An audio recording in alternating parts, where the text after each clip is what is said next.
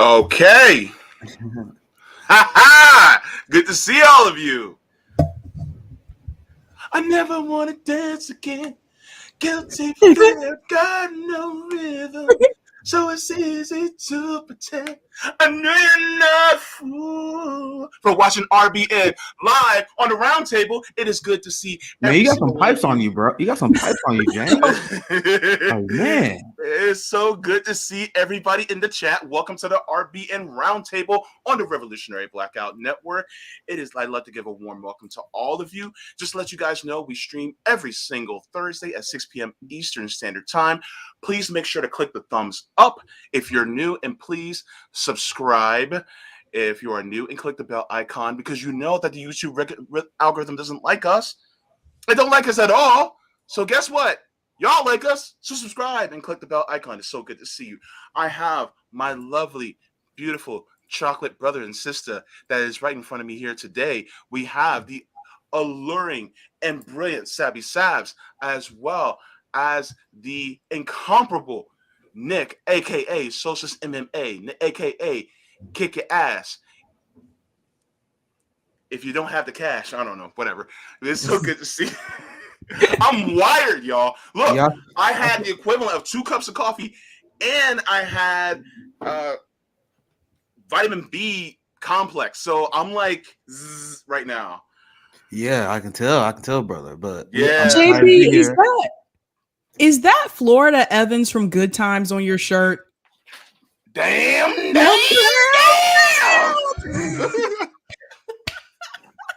I love y'all.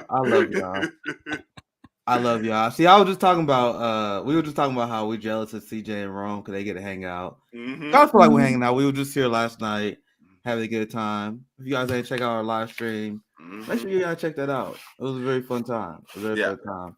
Look, I figured this way. Because everybody wants to talk about working class and middle class, and they never truly specifically talk about the poor. Look, Good Times was about being poor. So let's talk about being poor. Let's talk about the poor people too, because guess what? They need some emphasis to be focused on them. There are a lot of new poor right now, James. Yeah. There are a lot of people who've been hit by the pandemic. Yeah. They're now poor. See, now we are old poor. See, there's a lot of new poor walking around. I'm old poor. Not new to me. I knew this was gonna happen. See, there's a lot of new poor walking around. We gotta tell them what's going on.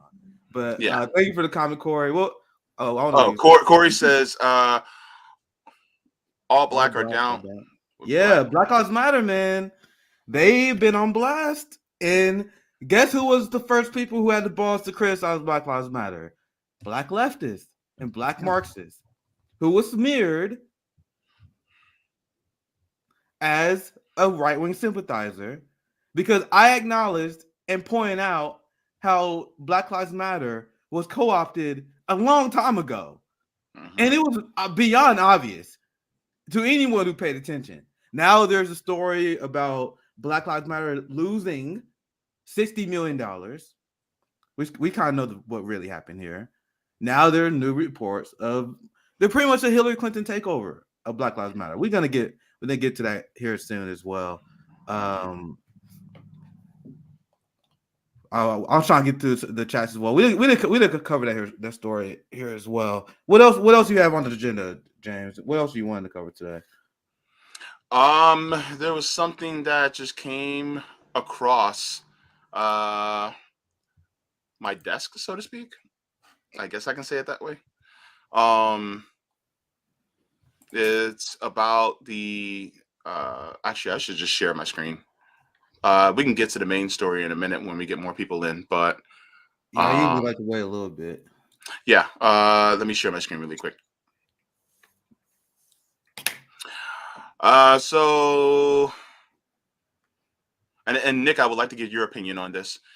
It says breaking: the appeals court overturns conviction of the North Miami cop who accidentally, quote unquote, shot unarmed behavioral therapist with his hands up, claiming he meant to shoot his unarmed autistic patient who was holding a toy truck. What? So it's like, oh, I didn't mean to shoot that guy. I meant to shoot the other guy who was unarmed. Yeah, that is so crazy. I just read a story in my backyard in Kansas City some person who was having a mental health episode was shot again by the police. And then they was calling the police because this guy had like schizophrenic episodes all the time. Yeah. And then they were like, and then the cops were like, we're gonna deal with them, we can deal with them, whatever. And then they brought him outside, and everyone else in the house was staying inside. They're like, all right, we're gonna bring him outside, we're gonna detain him, make sure he get help. And then all of a sudden they said they heard 2 shots, bang bang. They was like, what the fuck? You guys say you were just gonna help him. And then the cop said he pulled a knife on them. And they're like, at what point did he have a knife? I plan on covering that in my loan, but that's once again, there's a police brutality story almost every day. Yep. That's the point. Like you just introduced a new story that I didn't know about. But there's another one I want to talk about, but it's crazy, man. It's crazy how they act like they're above the law, because they are. There are too many people who still bullet for them. But go ahead, James. Okay, right here it says, okay, the course. Damn it, Miami Herald, get out of my face! Damn it, these stupid ads. Okay, the court's decision, made because jurors were not allowed to hear additional testimony about Elias' police training, were met with dismay by justice reformers who say it will make prosecuting bad cops even more challenging. But South Florida police unions hailed the opinion. So they couldn't find out more about the police training, which police aren't trained to deal with situations regarding people's mental health, because that's not what they're there for.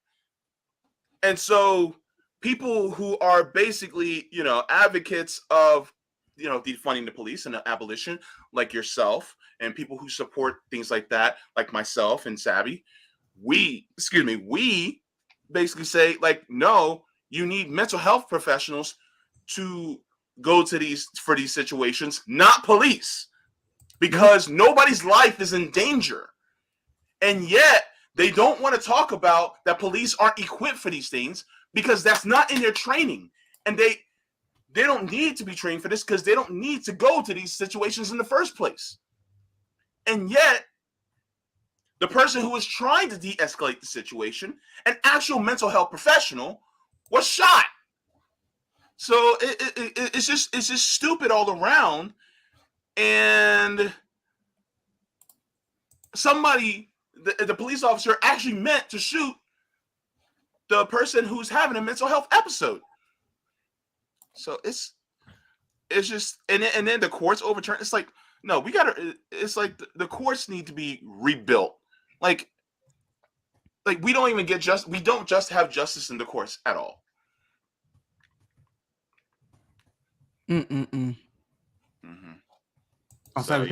getting the next story prepared. 1 second, guys. Yeah, okay. And no, Assure, I'm not. Well, if you want to count caffeine as a drug, I guess technically you can say I'm high, but it's caffeine, so it's whatever. But just to let you know, yeah, I guess. Yeah, this is why. Oh, go ahead, JB. No, go ahead, please. This is why police should not handle mental health cases. Yeah. They're not trained to deal with people that have mental health illness in this country. They're just not. They don't know how to handle it. They also are supposed to be trained to de-escalate situations, but we see that they obviously don't know how to do that either. A lot of times when police show up, they escalate situations. So I don't know why they continue to do this, send police to these events that happen, instead of having someone that is a therapist or a mental health counselor that knows how to deal with these issues. So that again is part of defunding the police, right?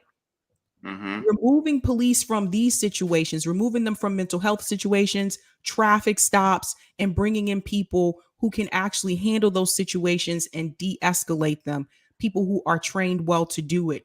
And so a lot of times when people say they're still against like defunding the police, this is a perfect example why we need to do that. We don't need to have police doing this. They're not good at it.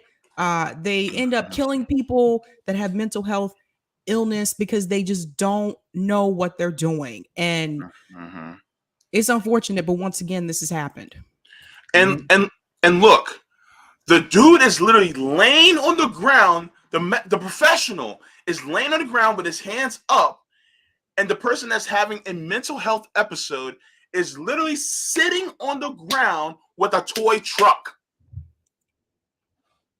If you think that that is a dangerous situation, you should not be in this profession whatsoever, at all. Now ask yourself, how do they keep finding these people, James? How do they keep finding these people? The kind of people that will shoot someone who having a mental health. I just shared my story. I'm gonna find a link and maybe report it on another time. Mm-hmm. But why do cops keep shooting mental health victims? Why do they shoot so many dogs? This is not an accident. They purposely pass over people who they feel are too sane, too mentally intelligent for the job. They are looking for these psychopaths. That's all I have to say. That's all I have to say. Yeah. Before I start going too hard on how I really feel. So how are you gonna have people respond to a mental health crisis when 40% of the profession beat their wives? I don't think these people are qualified. That's just me. 40% of them. Yeah. The police chief here in Boston, he was going to run for mayor about a year ago until it came out that he had domestic abuse charges against him and he was sleeping with the gun underneath his pillow. So his wife was terrified of him. That guy was going to run for mayor. So it's just oh my God. Fuck, that's you guys know. I read something a while ago back when I was doing my police abolition research. Mm-hmm.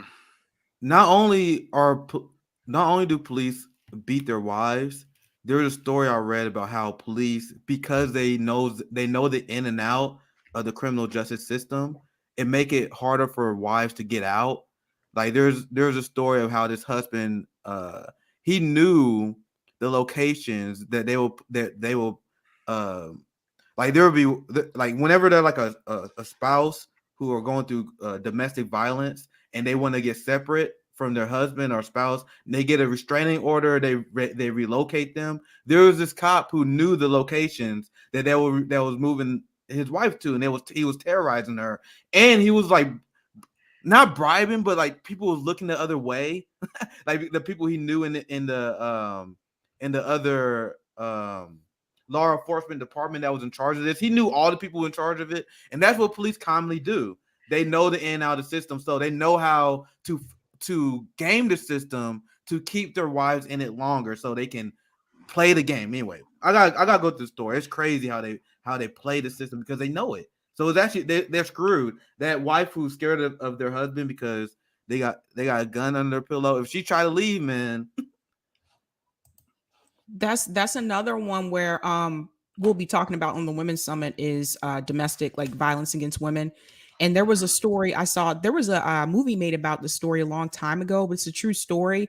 And there was a woman where she was trying to leave her husband. He was a police officer and he was very abusive.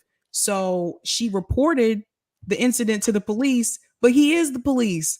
So the police in his unit, they protected him instead of protecting her. And it got to the point where like she kept trying to leave, but then he'd like pull her back. And it got to the point where one night he tried to kill her. So in self-defense, she killed him. Do you know that woman went to prison?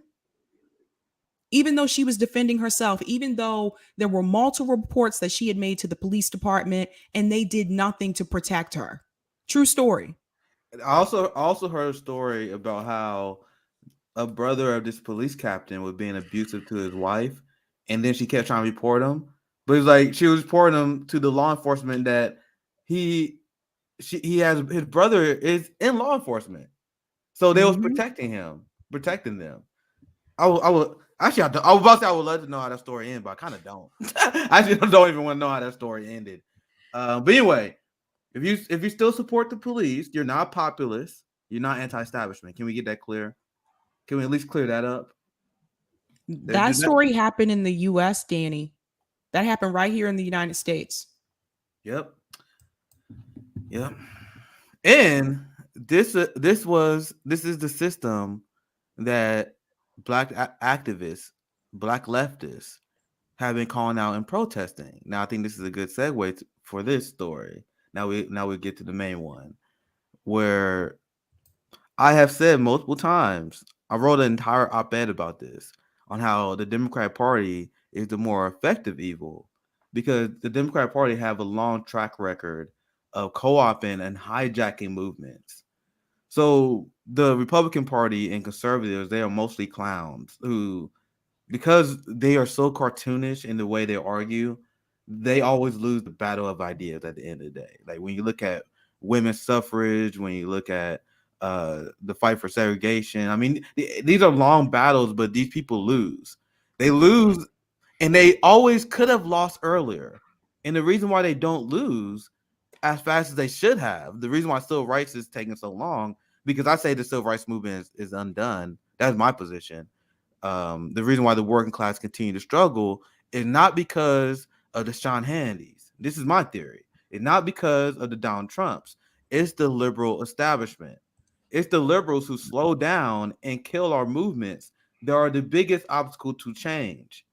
Because the Republicans, they are the wall. But with the giant population that we have that supports popular policy, we could easily overcome that wall if there wasn't the barrier of the neoliberal establishment that cuts off any chance to effectively challenge power in this country. Do you guys understand my premise and why I'm like, I would refuse to join the Democratic Party? They're an unbelievable evil.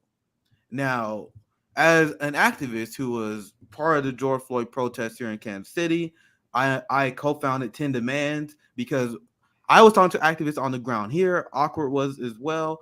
We wanted to capitalize on the movement and give people a list of demands that they can immediately start implementing in their local government, right? And when I cover this story, I want to emphasize that Black Lives Matter started in my backyard in Ferguson, in Missouri. And there have been activists that have been truly about that game. True abolitionists. A lot of these people in Ferguson that started the Black Lives Matter protests have been killed. And I'm going to show you guys this. The mysterious killings of activists in Ferguson. You know why? Because these people was a threat. These people was a threat. These people wasn't advocating for voting for Jim Crow Joe. When the Black Lives Matter movement started, we was advocating for destroying the prison industrial complex because there was a class analysis behind it, which was a threat to the Democratic Party, which was a threat to the establishment, which is the Democratic Party. So what do you do when you had the giant threat, the giant authentic movement? And feel free to interrupt me anytime, guys. I'm just setting the story up, and I'm going to reveal it here. This is why the Democratic Party is terrifying. Revealed. Yeah, let me share my screen. This shouldn't be a surprise. The Clinton world takeover of Black Lives Matter. And this is, I think this is my tweet about it. I said the Hillary Clinton Democrats have taken over Black Lives Matter. I warned y'all about this when they went to bat for Jim Crow Joe and celebrated his victory. And I, with my non-existent platform, especially at that time, like what I maybe had 1,000, 2,000 subscribers on my YouTube channel. I was covering the debates. And during the second debate, Joe Biden was asked, does he support the Black Lives Matter movement? And he said no. He said, I support the police. And then he went on to explain how he has a plan to fund the police more using money from the pandemic relief funds. Like, Joe Biden lied about a lot of things in the election. There are a lot of campaign promises he broke. But there was at no point did Joe Biden pretend to be on the side of Black Lives Matter. And at no point did the Democratic Party ever supported the ask of the movement. They would go on CNN, MSNBC, in front of countless people. Yeah. Well, countless people. And then they will straight up rebuke the entire movement. I've seen it over and over again. Jim Clyburn, he would do a segment on MSNBC, and he was like, yeah, defund the police. This movement sucks. We want to fund the police more. And despite all of this shit I kept seeing, Black Lives Matter continue to only go after Republicans. I noticed this. I peeped this. And as I mentioned in my tweet, they came out with a victory press release. I shared this multiple times, and this was the exact millisecond. I mean, I was already kind of done. I was distancing myself because as Rome said, we don't need the organizations. If you're an activist and you care about these issues, why do you think you need the Black Lives Matter global network? You don't. Just get in the fucking street and organize with your community. And I realized that I don't need these people. So I did my own shit. So this is what they released when Biden won. And I take this time after I read this to get your guys' thoughts because I'm covering the story here. And I want to get you guys in here as well. But this is what they said when Biden won, despite everything I just told you. So Joe Biden is funding the police more than Donald Trump because he's taking the money from the CARES Act and funneling it to local police departments instead of giving people health care and relief funds like he promised. What? No, where's Black Lives Matter on this? And he said he was going to do that. So this is their press release. You see the date, November 7th, 2020. Once again, Black people, especially Black women. This is how you know Hillary Clinton. This is how you, like, there were so many signs that Hillary Clinton's shit lives took over the Black Lives Matter.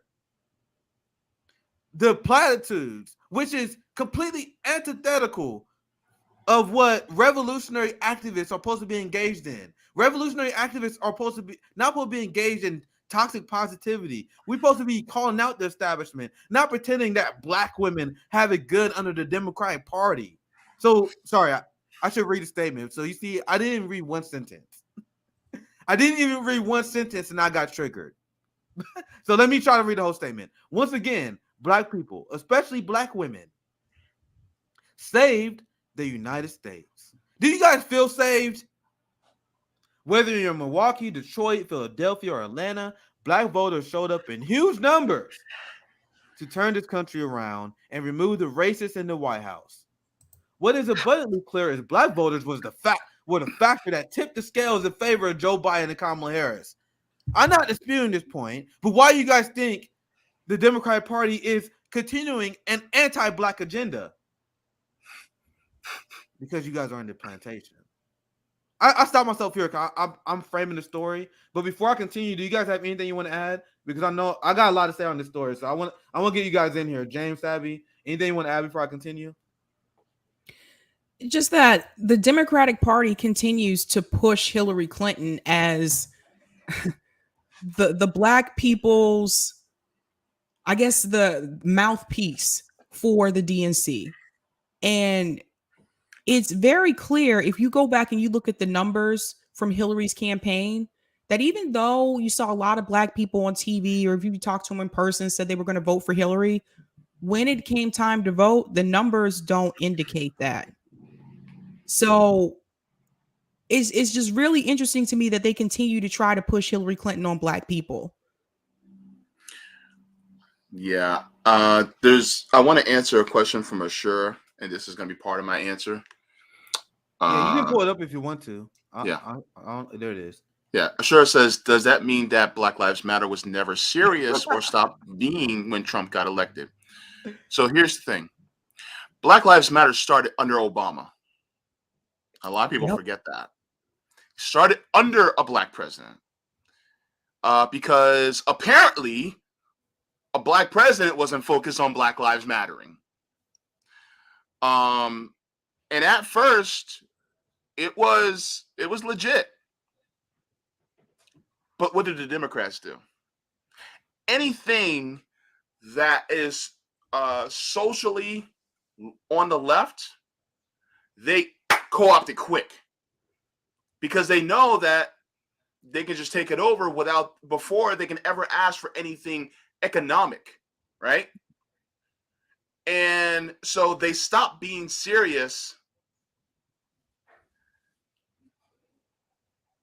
They started to venture to not be serious when Trump got elected, but then they stopped being truly serious when Biden got elected. I'm gonna add this too. Because they got Go ahead. Just Go ahead. one more point. Yeah, go ahead. And then they said they got rid of the racist in the White House. No, they didn't. They replaced one racist with another. Yeah. So how did you? What victory? What victory? Like, what are you talking about? You mean the dude that wrote the 94 crime bill? You mean to tell me that dude is somehow better than Trump? Yep. Come on, sit down. Like, you mean to tell me that somehow the person that is one of the reasons why so many black people, particularly a lot of black men, are in the prison industrial complex right now that are locked up, you mean to tell me that somehow that guy is better? Somebody didn't do their research before they wrote that shit. Let's be real. I'm sorry. Go ahead, Nick. No. Feel free to interrupt me anytime. Cause I got a lot to say about the story. So if you guys have any takes, just let me know because there's a lot to cover. But Sabby, go ahead. I think you want to say something, right? I just want to remind everybody that during the Ferguson protests, it was Barack Obama who militarized the police and sent them into the Ferguson protests. So Barack Obama wasn't really trying to care about Black lives. He was good at giving speeches. He knew what to say. But when it came to action, he was not there. And this is another example. BLM is another example why movements should not be connected to electoral politics or any type of electoral party. Because look at what happens when the Democratic Party gets involved with Black Lives Matter. Look at what happened when Bernie Sanders tried to create a movement across this country. What happened? The Democratic Party found a way to crush it twice, 2016, 2020. So this is why you can't listen. MLK, Malcolm X, they knew this. Why do you think? Imagine if MLK would have tried to do the civil rights movement through the Democratic Party. Come on, man. Come on. No, you can't. This is why people say you can just do both. No, you can't. Once you get the Democratic Party, the Republican Party, electoral politics involved with these movements, they co-opt it and the movements are watered down. Watered down in the worst way possible. So let's continue to see the path that Black Lives Matter continue to win on. And now I'm kind of spoiling the story. I'm showing you guys all the warning signs that was obvious, but now we have it written down in print because Black Lives Matter finances are being exposed. Now you got everyone looking through this, and I see some people like, "Oh my God, these are right wingers that are exposing this," as if like if you're getting nude for CNN, that's better. Let me tell you guys something. As long as you know the political bias of the news source, that does not make the info they are repeating incorrect. You got to understand their perspective. Even if a right winger bring up the fact that this, Black Lives Matter are being funded by Hillary Clinton Democrats, they're not doing that because they care about black people. But that doesn't change the fact that Black Lives Matter was hijacked by Hillary Clinton Democrats. It's the same way that you guys see. I will pull up CNN stories and MSNBC stories when I report on foreign policy, because even though they're pushing pro-war narratives, that when I'm talking about basic concepts of the story, those are facts, right? And people gotta adjust to this new reality that I have been saying for a while, that our leadership class has sold us out. And to respond to Azura's point, this is what I was about to say earlier. And Azura was asking whether Black Lives Matter was serious under Trump, and I strongly maintain, and especially throughout the segment, like the activists on the ground, like the Finneys of the world, are truly about it. And that's where the tension is. And Breonna Joy Gray, I don't know his name. Do you guys remember the guy's name who wrote the article exposing the Black Lives Matter grift of how they pocketed millions of dollars? This is something that activists actually been calling out for a long time as well.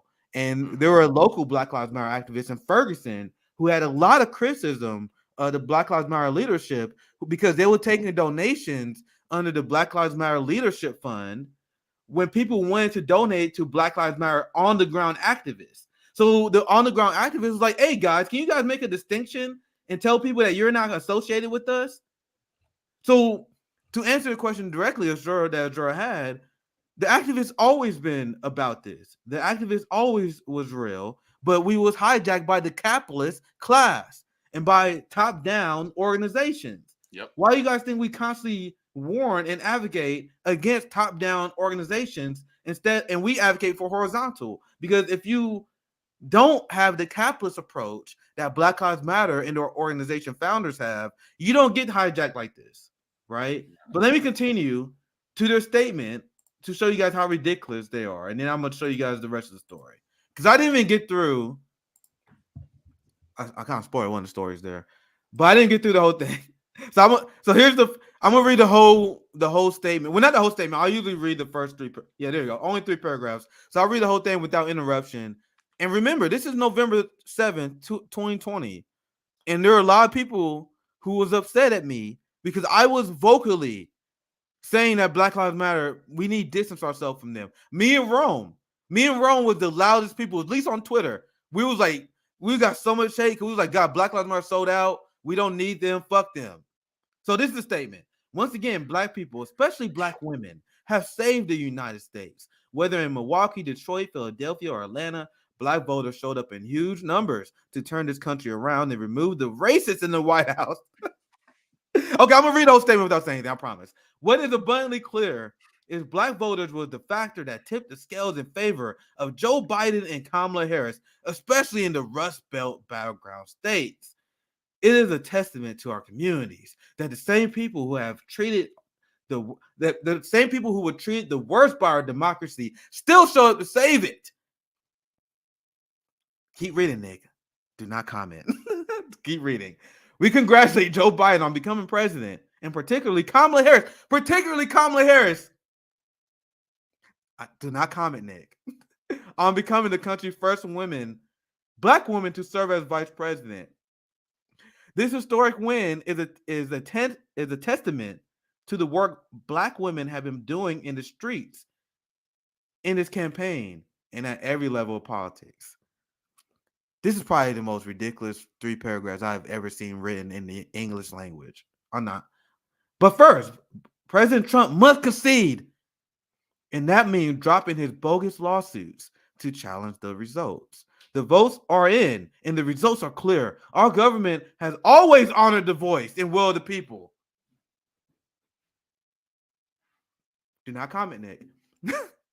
But I repeat, Black Lives Matter said our government has always honored the voice and will of the people following an election. And we can't allow this year to be any different. America is a democracy, not a dictatorship. We will protect, we will preserve, we will defend our vote. It is no surprise Trump is refusing to accept the legitimacy of the election results. He needs to stop undermining democracy.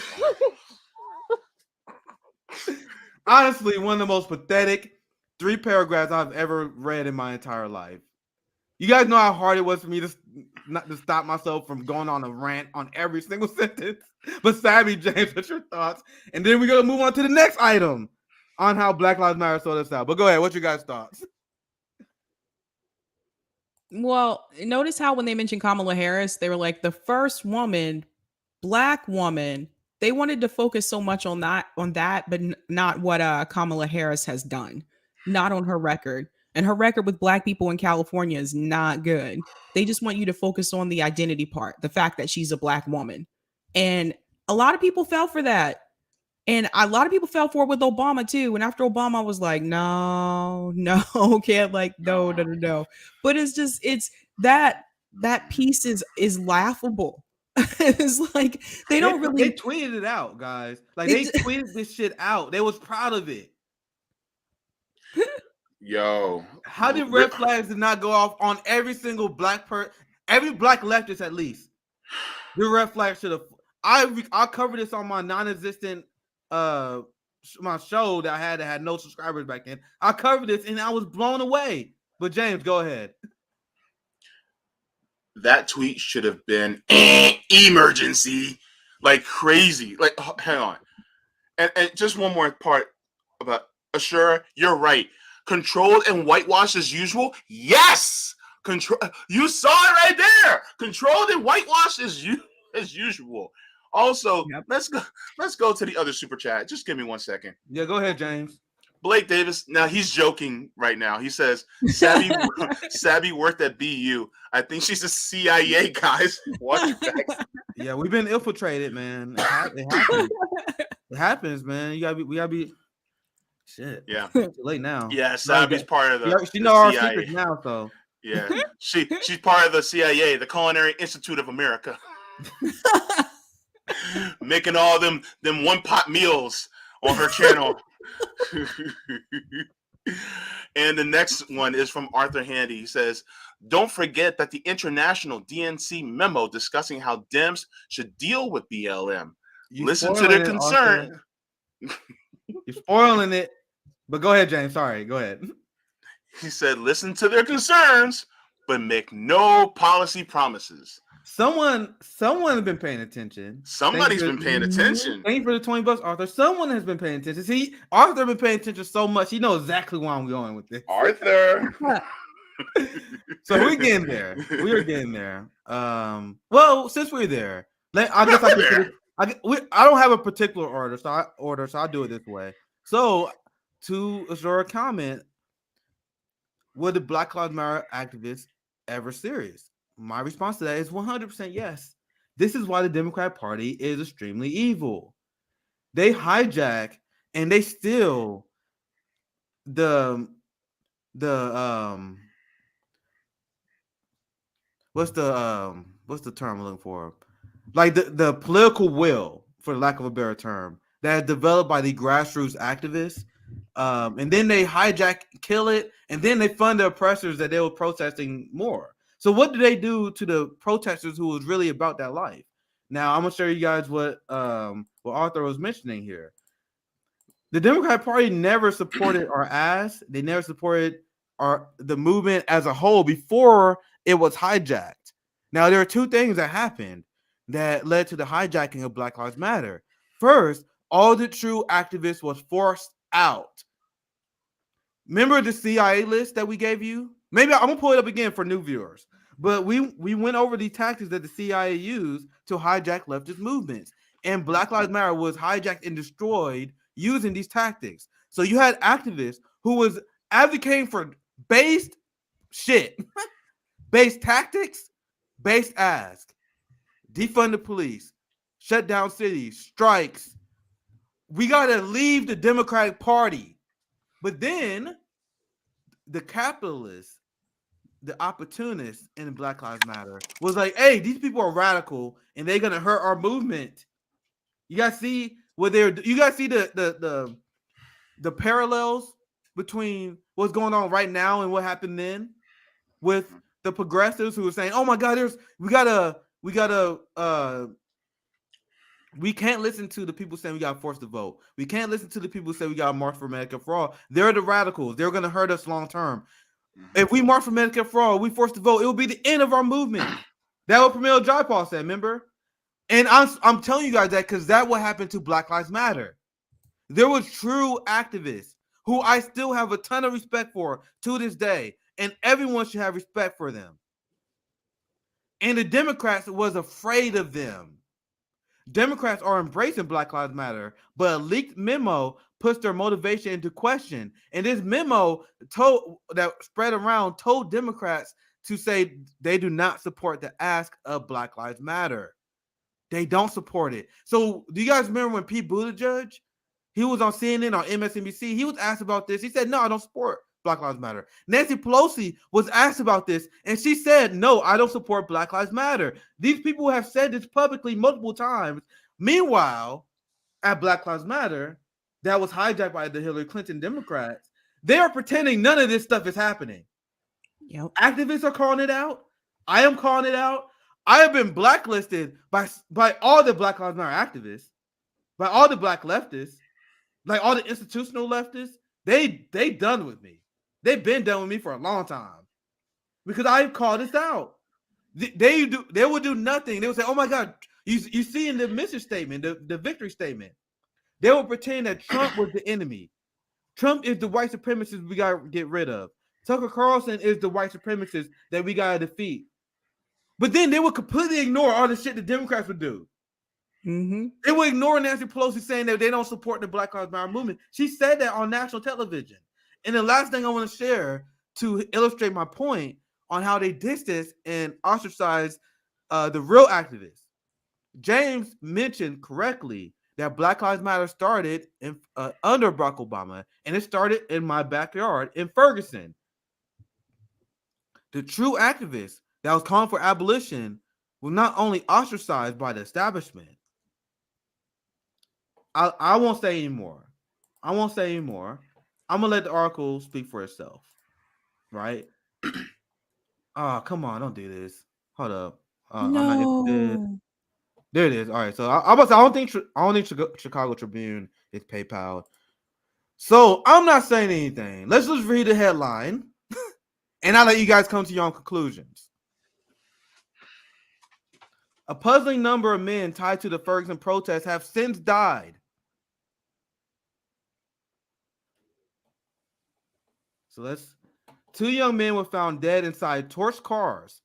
3 others died of apparent suicides. Another collapsed on a bus. His death ruled an overdose. 6 deaths, all involving men with connections to protests in Ferguson, Missouri.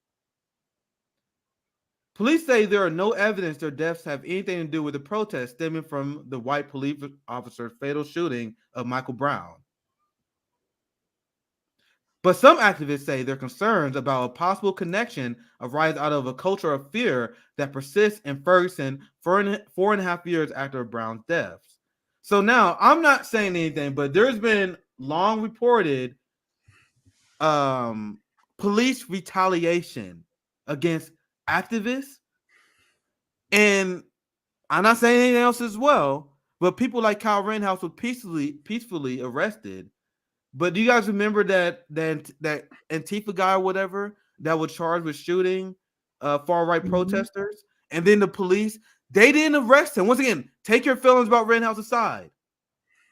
They peacefully arrested Rittenhouse.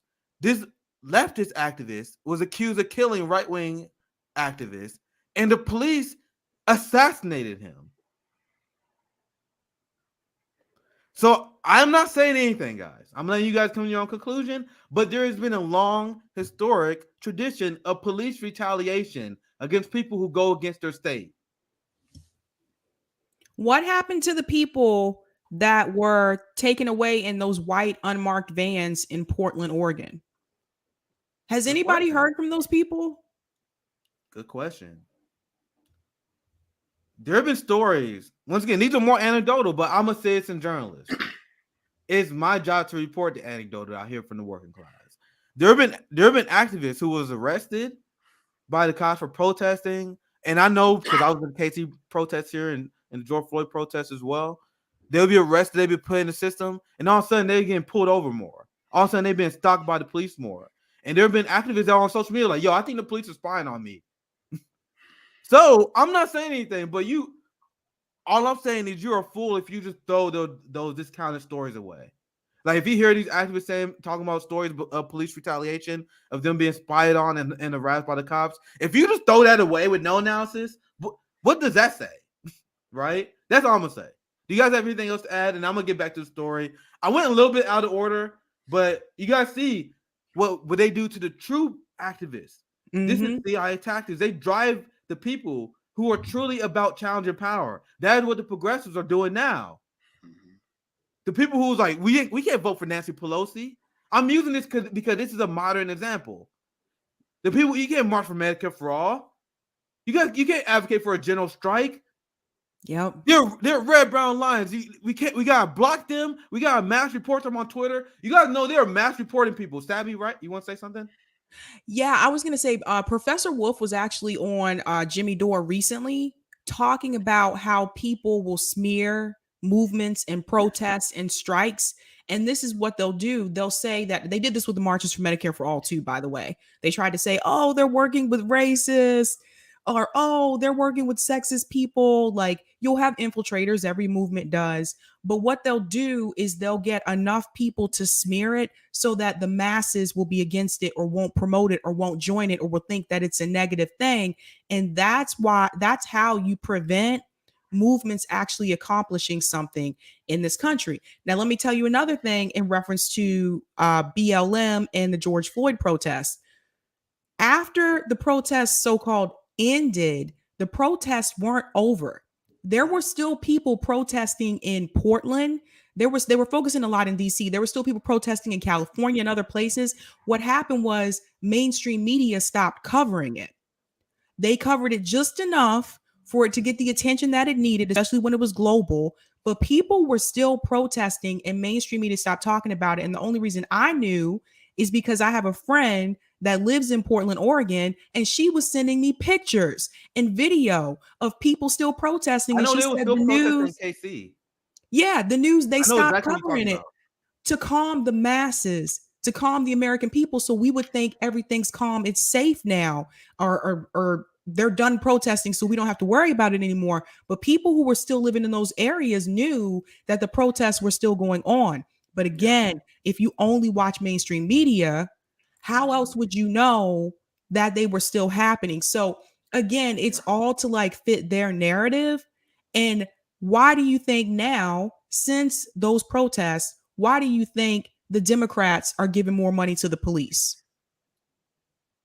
They want to make sure nothing like that ever happens again. They're going to look, go watch Black Mirror. I forget the name of the episode. I have to go back and check, but it's on my channel. Pretty recent, where I did an episode about are we living in Black Mirror episode right now.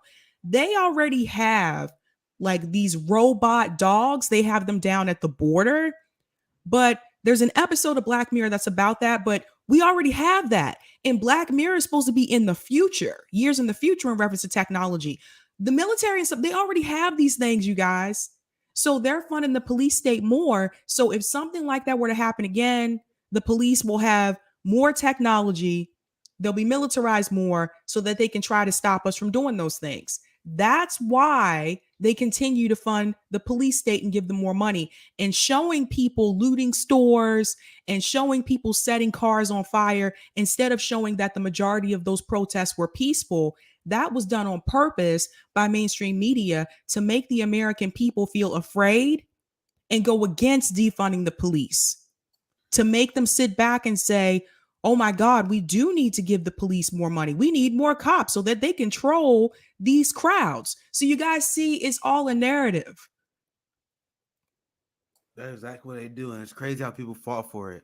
And now it's very interesting what's going on now, because the mainstream media is demonizing no matter what you feel about it, the trucker convoy, and using very similar tactics. And now the same right wingers, the same culture warriors who happily fell for mainstream media information, the same right wingers who claim they don't trust mainstream media, they claim they don't trust CNN, MSNBC, but they're quick to trust them when it comes to smearing Black Lives Matter. I hope they take this as a learning lesson, that now that they see one of their movements get smeared. But I want to get James in here. James, you have any last thoughts? And I'm gonna move on. This is a long story, but this is important. I got a few more things to share about the story.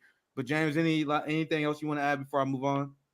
Not too much. I just wanted to say that the whole co-opting has been a tool that's been used for decades, and they even did this to the Black Panther Party.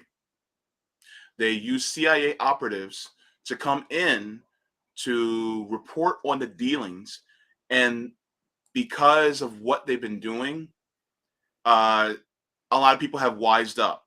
So now what they do is that they use these political parties to come in to try to neutralize them, to basically meaning to take the teeth out, to defang them, so that the movements that they have will only be, in name or in appearance only, but it won't actually push for any type of true substantial change. So you got to be very, very careful and look at what's going on And a lot of times you'll get a lot of people who say, well, you guys are too drastic. You guys, you guys can't do that because, and it's like, well, why not? Look at the, the March for Medicare for All. People were talking shit about End the Damn Wars rally. People were talking, about the force to vote. Like, and the funny part was, these are, okay, I hate to put it an example, but you guys saw The Matrix, right? Okay. Remember when they went into the construct and they were picking up their, I'm not going to say the word, but they were picking up their tools for the project. And Trinity said, nobody's ever did anything like this. And Neo says, I know, that's why it's going to work. Because many other times people have done the same thing over and over again and it hasn't worked. So you got to go a completely different route. And every single time we try to go, okay, we're doing something completely different. And people are like, well, how you know it's not going to work? And blah, blah, blah. It's like, well, we haven't done it before, so we have to try. And they'll always say, well, it's not going to work, even though we haven't did it yet. And this is how you know that is that just because they're saying that, they're trying to place doubt so that you won't take the action to at least try to make that change. So I think it's something that we need to keep in mind whenever, and some people, they mean well, but at the same time, it's like, wait, no. You're placing a barrier. You're trying to place doubt so that it won't happen. Be careful with that. Because if you do that, then guess what? You're starting to sound like one of them alphabet institutions in the United States that have been trying to keep us down on behalf of the oppressor class. And it's always the same people, by the way. I've noticed that with all of these movements, it's always the same people that smear it. Mm-hmm. And yes, Arthur, in fact, I went over that on my channel, and I actually did a reaction to that. It's actually one of my best videos. And yes, he did talk about that. He talked about Mayor Muriel Bowser, who basically gave more funding to the police, but she painted Black Lives Matter on the street. And she's a Black woman. And so that's part of what I was talking about. And I appreciate you putting that in, and thank you for the super chat. But yes, that's exactly what, we're talking about too. Go ahead, Nick. Yeah, well said. So thus far, we have covered the signs and why we was warning people about how Black Lives Matter is selling out activists. Mm-hmm. Now let's actually dive into the story. Now you guys see the headline. For the new viewers, we're covering how Black Lives Matter was taken over and hijacked by the Democratic Party by a bunch of Hillary Clinton operatives. So here, let me pull this back up. This is my tweet on here's my tweet on it, and then we actually dive into the story. So for the new viewers, this is what I tweeted. I said Hillary Clinton Democrats have taken over Black Lives Matter. I warned y'all about this when they went to back for Jim Crow Joe and celebrated his victory. We just read the victory speech, despite promising to fund the police more. The Democratic Party hijacks and destroys movements. They are such a dangerous party. So let's actually here's the article here. Reveal Clinton world takeover of Black Lives Matter.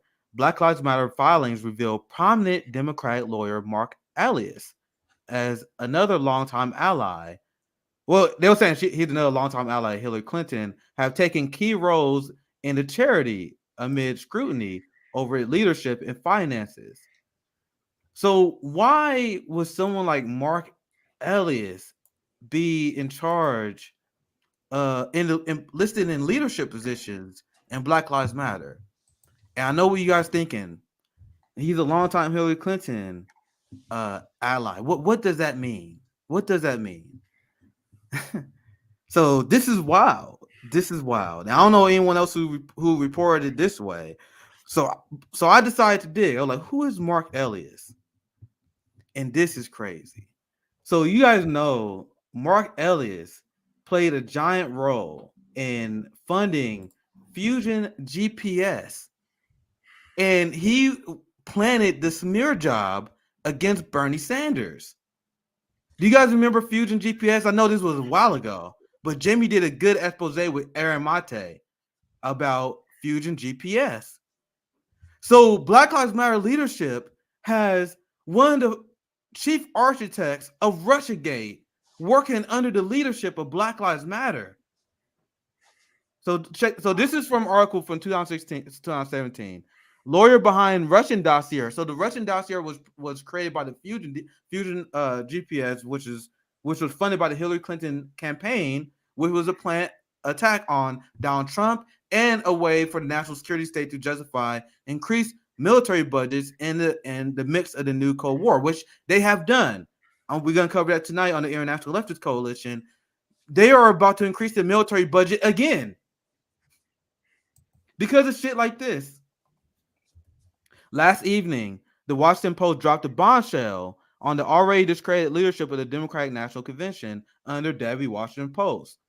Debbie Wasserman Schultz. The Post reported that Mark Elias, a lawyer, well, that's his background, Fusion DPS, that compiled the infamous Russian Dossier. How is he being connected with Black Lives Matter?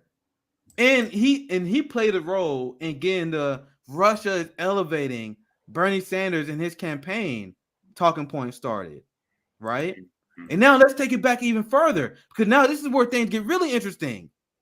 Do you guys remember during the Bernie campaign where a group of Black Lives Matter activists crashed one of Bernie Sanders' speeches? Yeah. Yep. And wasn't that the one where he just sat back and let them speak? Yeah. And at the time, a ton of black leftists like myself was furious.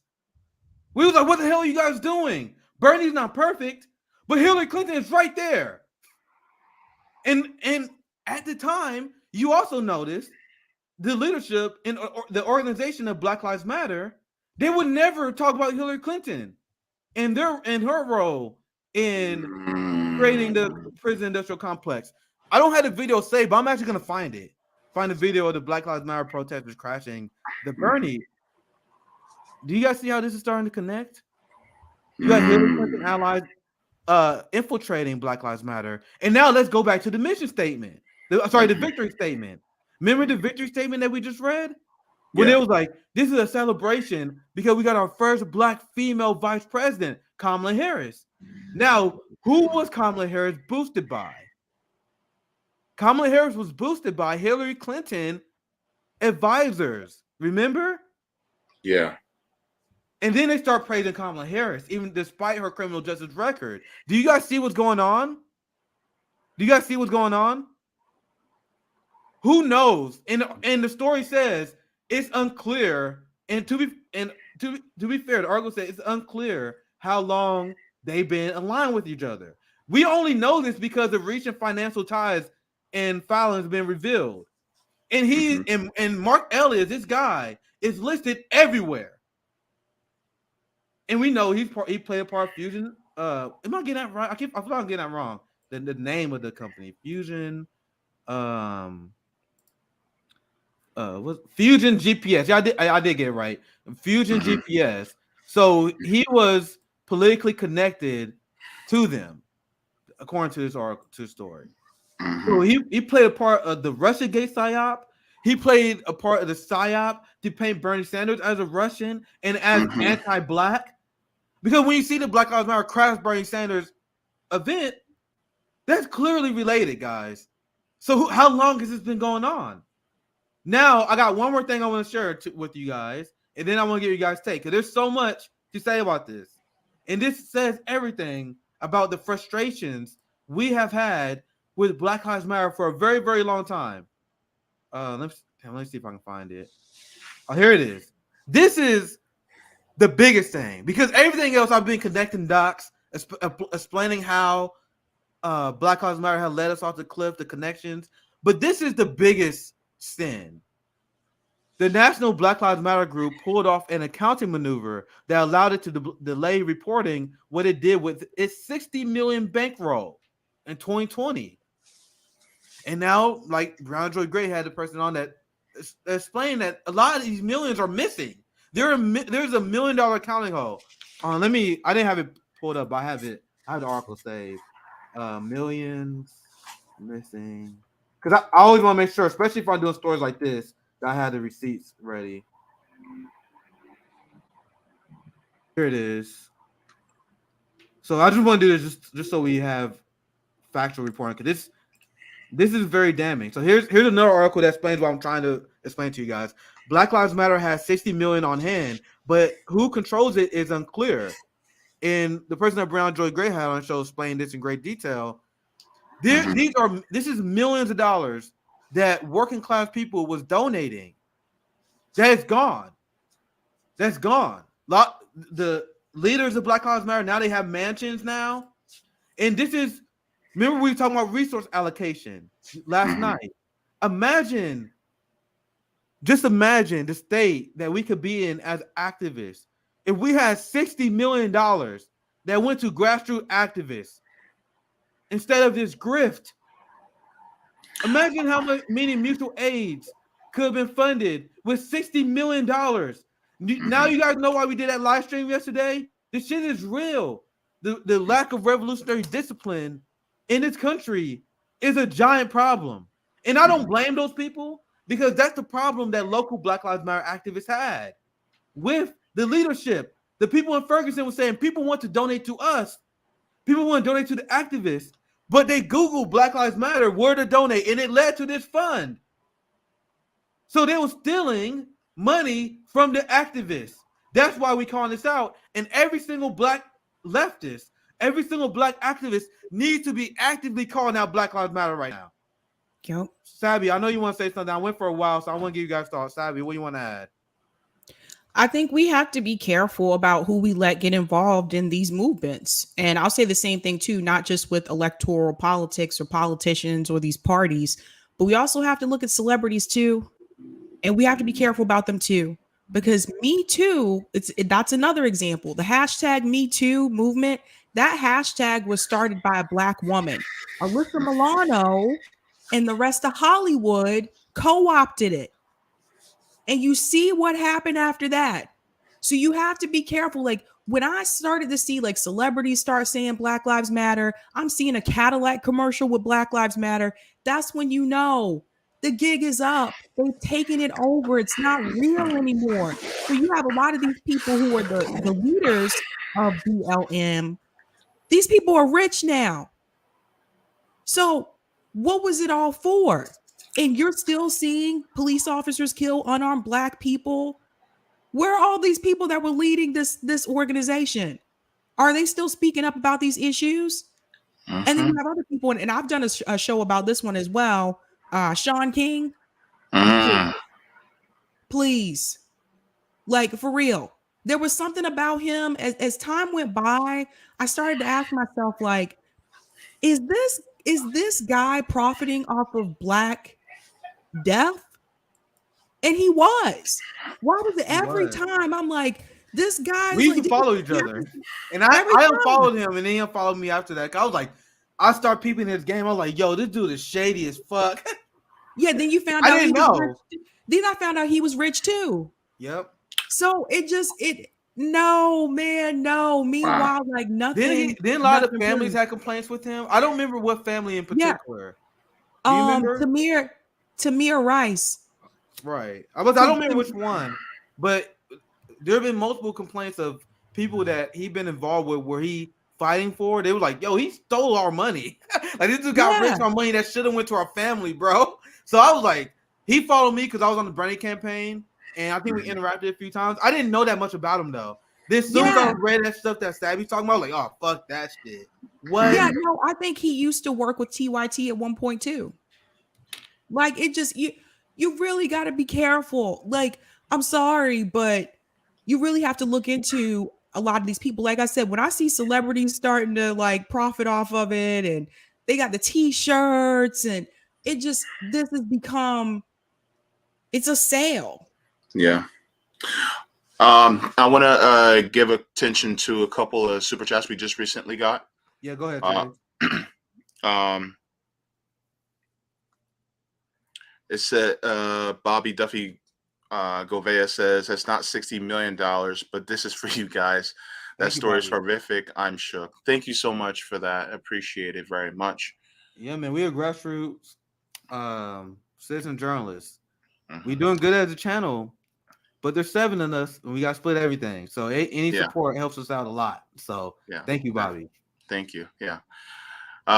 Andrew Smirker says the whole point of these social media-based campaigns is to absorb revolutionary energy and sink it into a black Man, hole. our audience is smart as hell, James. Yes, they are. Yo, Most of y'all our audience motherfuckers should be on sitting in my point, seat. man. Most of y'all should be sitting in my seat. Like y'all, Yeah. I'll be on these live streams. We be spitting fire, and I'll be reading the super chats like, damn, that's a better point than I fucking brought up. Damn. Yeah, like goddamn, y'all smart, brilliant people. Yeah. By the way, Nick, you're gonna love me right now. Say you love me. Say I love you, James. You know I love you, man. All right. Boom. Whoop, there it is. Okay. Oh, yeah. Let's watch this, James. Thank you. All Let's right. watch this. All right. Let's go. Great job, our Brown Joy Into Gray. choices, the choice to do the less militant thing, to have an electric slide party sponsored by UGG boots. I don't know that you can imagine a more kind of bourgeois off ramp from a more radical revolutionary moment.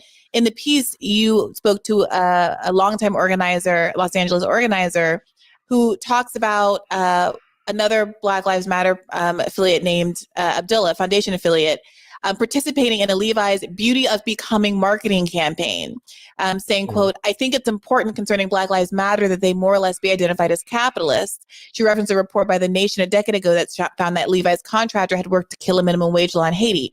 Quote, they're vindicated from their role in undermining the demand of Haitian folks in sweatshops for a living wage, Selena says. And meanwhile, these BLM folks are claiming to be Marxists and socialists.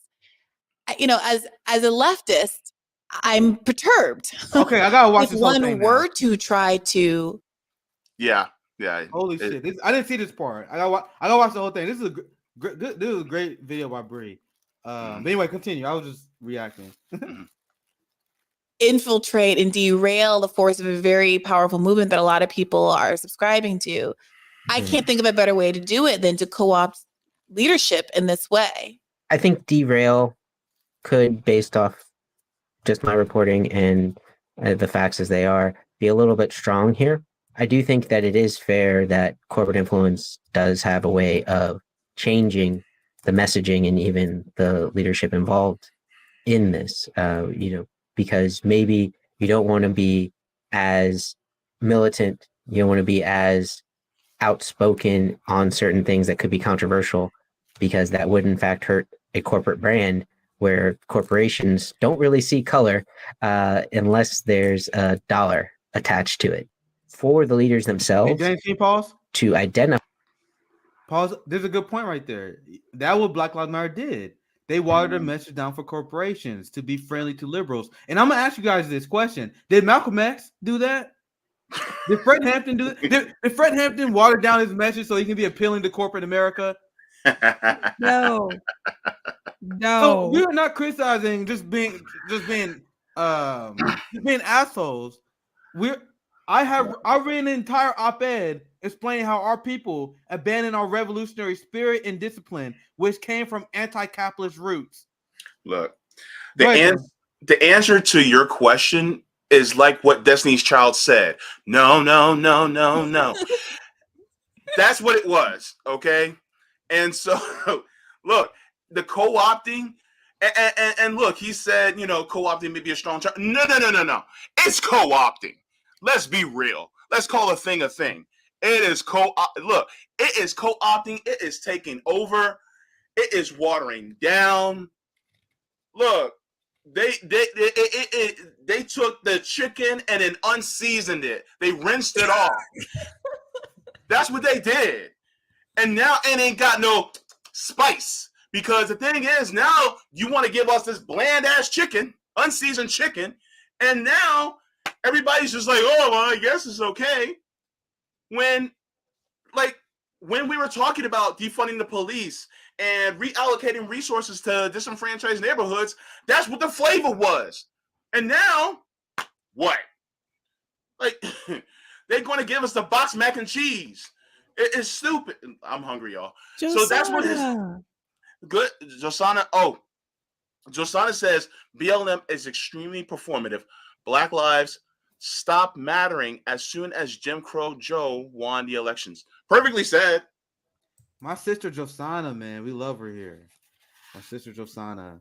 We should get we need to get Chuck Modi on to talk about that because he was reporting on the protests, the BLM protests in DC. Yeah. And he was the one that said once Joe Biden won, most of the white protesters went home. Isn't that exactly what we said would happen? Mm-hmm. Remember the tweet I showed you guys with John Legend ratioed my ass? Yep. I told you guys that our movement would be better off if fucking Trump won. Because all the people who pretend to care about all these issues are gonna go back to brunch. Yep. I said that and I got ratioed to death. I take on L's when the L is there. But I will say this in my defense, in my coping mechanism. A lot of people agree with me though. it was like one of those ratios where I still got a lot of likes though. But it's like I said exactly what's happening now. Exactly what happened now, and then I got fucking destroyed for it. But what are you about to say? Nick, you know what I think you should do? I think you should go to that article you just showed, go back to that tweet that John Legend had, and then be like, I'm sorry, what were you saying? Honestly, I think you should, and let people will get notified from that tweet, and they'll be like, well, looks like this didn't age well. Yeah, one of these days I gotta do it. One of these days I gotta do it. Here's the legendary ratio, guys. What's the date? Right now. Here. I don't get ratioed on Twitter often. Like it doesn't happen, but when it does, it's extremely fascinating. Cause look at this ratio.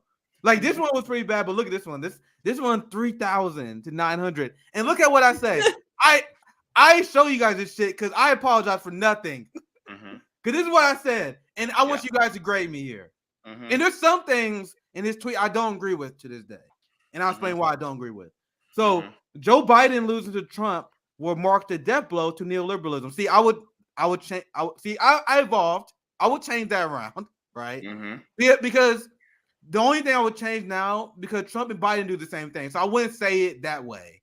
What I'm trying to say is that the neoliberal Democratic Party, as we know it, will be destroyed in credibility.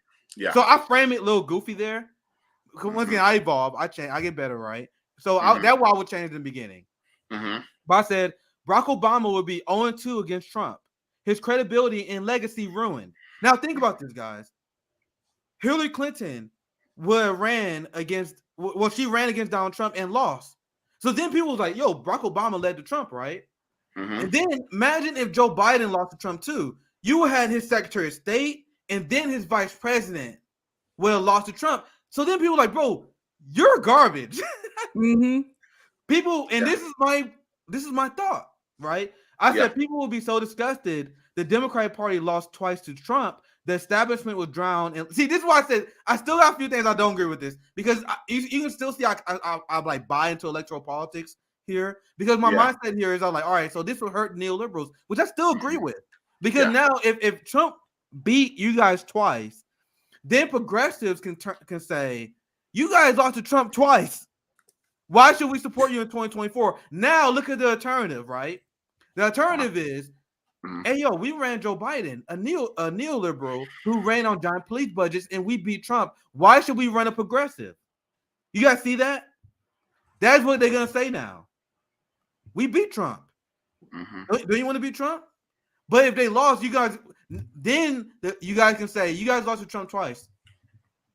Maybe you guys should support neither. So you guys see how even if you support the idea of taking over the Democratic Party, their plan didn't even make sense.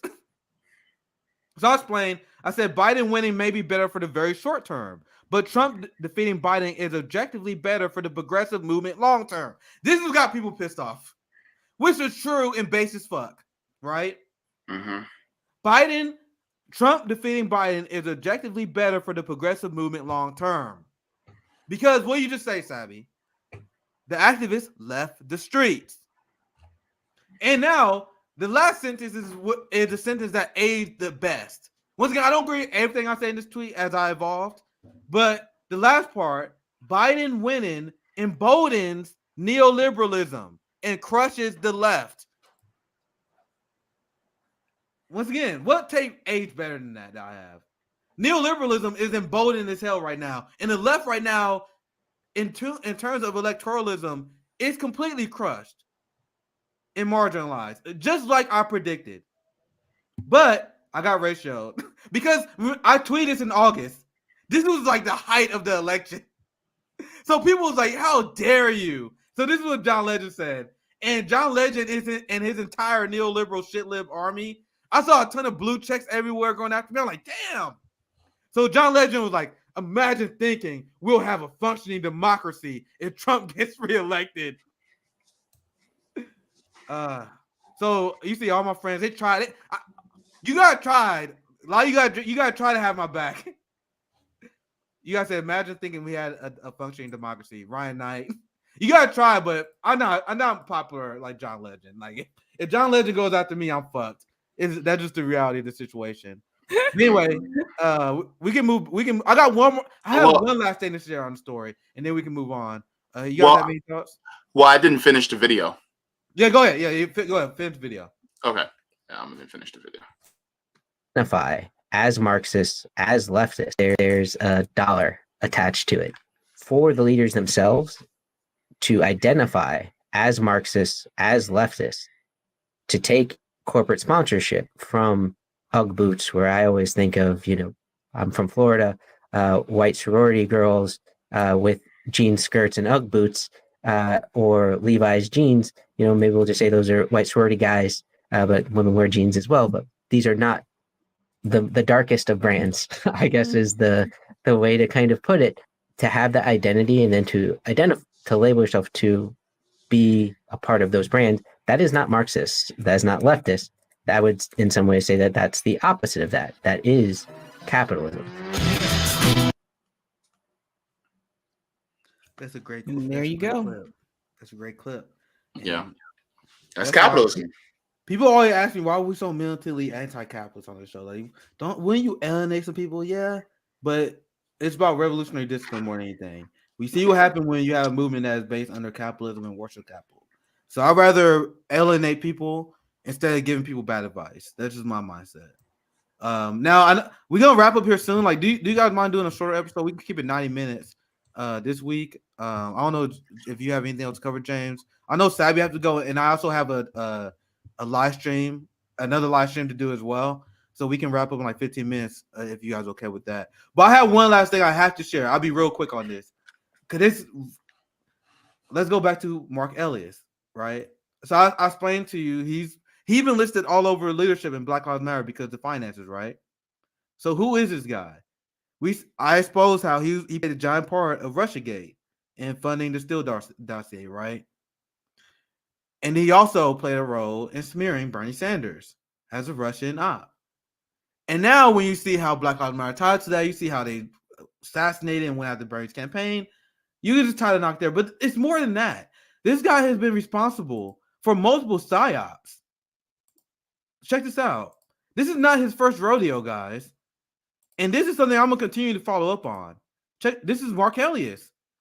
Lawyer celebrated as democracy hero, gutted campaign finance laws. From paving the way to super PACs to helping tech companies dodge disclosure rules, Democratic super lawyer Mark Elias, the guy who is listed in leadership in Black Lives Matter, has for years worked to empower big money political donors. Guys, this is getting dark. This is getting dark. This is who this guy is. Now I got one more, because I'm going to be fast. This is from this story as well. This is everyone on the left pretty much reported on this one.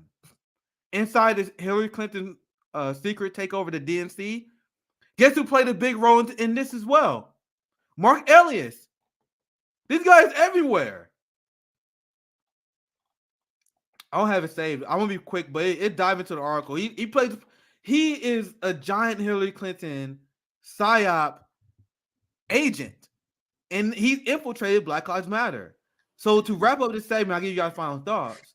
Now is the time to not only distance ourselves from this movement, we need to be openly critical of capitalism infiltrating our movements, because this is the results of that. He literally fought for dark money in politics. Now he's an ally of Black Lives Matter. You see what happens when you don't vet your allies? You see what happens when you don't have an anti-capitalist view of change? We don't preach what we do just to be fucking radical for no reason. So it gives me no pleasure to report on this, but Black Lives Matter is dead. But like Rome said, we don't need him. We don't need him. If you're an activist, you're doing great shit. This the Black Lives Matter organization. Do it your own. Bad cookies. LC's a clown. That's hilarious. You're just criticizing Hillary Clinton just your sexual frustrations because you can't date her. God. Bad cookies. Bad cookies. Bad cookies. Imagine saying some shit like that unironically. So dumb. So that's why, like, that shit AOC does is why you got criticized her. Because I still can't think. I keep thinking about that guy who was on the Nick and CJ stream, who was like, "You guys know AOC. More people agree with AOC than you, right? She supports popular policy." And then, as you explained, James, earlier before, like, AOC approval rating is as low as Nancy Pelosi. So you support popular policy, but your approval rating is horrible, like neoliberals. So what does that mean? AOC is taking popular policies and attaching it to an unpopular persona. Yeah. She's hurting us, guys. So, Sabby, James, any last thoughts? I think we can begin wrap up now. Is there any other super chats you guys can read? We can do it now. But I'll pass it to Sabby. You have anything coming up? Any last thoughts on in general? Yeah, so I'll be back tomorrow here for the Sabby Show at 6 p.m. Eastern Standard Time. And then I'll be live on my channel, Sabby Sabs, at 8 p.m. Eastern Standard Time. I actually have someone coming on that worked with the Green Party, that worked with Jesse Ventura. So he's going to talk about what happened with all of that in the Green Party. So that should be pretty interesting. And then next weekend is the Women's Summit. So look forward. Oh, shoot. This Sunday at 4:40 p.m. Eastern Standard Time, I'm going to be on Marcus's show. And it's going to be me, Nico, Glory, and Unapologetic. He's doing a show about Black History Month, so that should be pretty cool. And then also on Sunday, I'm going to be on Lucky Burrito's show that evening. I think that's at 9, and KRTD Media, I believe, is at like 6:30. So yeah, I got a lot going on Sunday, and then next weekend is the Women's Summit. So definitely stay tuned from that. I'm going to start shooting out promotions on Twitter and other people's shows next week. So stay tuned. All right, thanks, Abby. And I'm gonna let you close the show out tonight. For me, I have Ron Pacone. He's joining me and CJ on Monday, so that should be fun. And I'm super excited. We have Luna Oy this Saturday, Dr. Luna Oy. Put respect on her name. And we also have live stream on International Leftist tonight. So if you want some more content, I see some people say, well, damn, we just joined late. Stay tuned. International Leftist Coalition at 9 p.m. Eastern. So it's about 90 minutes from now. So we got a lot of great content coming your way. And JB, anything I'll let you close the show out. Anything you got coming up? Anything you want to say to wrap up the show? All right, perfect. So be sure to tune in this Sunday on the JB Show, where I will be talking about some various issues and news that we'll be getting into. That'll be 1 p.m. Eastern Standard Time this Sunday. On my channel, on the JB Show, I will be having on Nico House. He will be on my show on Tuesday at 2 p.m. Eastern Standard Time. I'm going to be very excited, and we're going to talk about his journey to the left and being in this space. So that's going to be very interesting. And just to remember, thank you everyone for the super chats. I hope that I got to everyone who had put out a super chat. So thank you so much for that.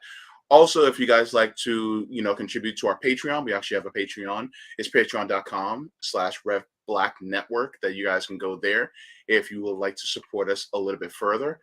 And that's also in the description also below. And just as a reminder, if you guys are brand new to the channel, please make sure to smash down the subscribe button and give us a thumbs up if you like the content that we put out. Also, please make sure to share, these streams on social media, because let's be honest, the algorithm doesn't like us. And so it's best to share these on social media. Also, donate to CJ's Mutual Aid Forever, Rome's Tour for the Poor. Our friend Afeni, she also does Freedom Fighters DC. Make sure to donate to Mutual Aid. And if there's anything else that anybody needs to add before we go, yes, no, okay. Great job, James. Great Thank job. you so. Thank you so much. And I just like to say, smoke him if you got him. I'm not going to say it loud today because smoke him if you got him. Whatever. Okay, yeah, I said it loud. All right, whatever you want to say. Whatever you want to say, Nick. All right, have a good night, y'all. Check me out tonight. We'll be on International Leftist here soon. Stay tuned. Bye.